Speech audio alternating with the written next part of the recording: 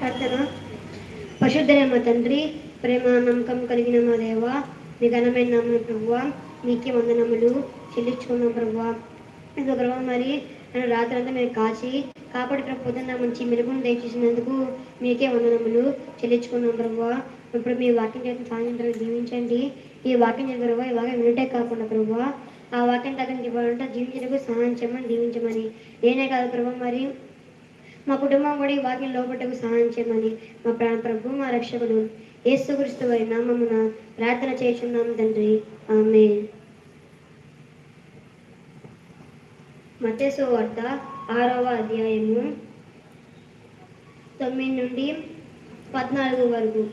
కాబట్టి మీలాగు ప్రార్థన చేయండి: పరలోకమందున్న మా తండ్రి, నీ నామము పరిశుద్ధపరచబడును గాక, నీ రాజ్యము వచ్చుగాక, నీ చిత్తము పరలోకమందు నెరవేరునట్లు భూమి యందు నెరవేరును గాక.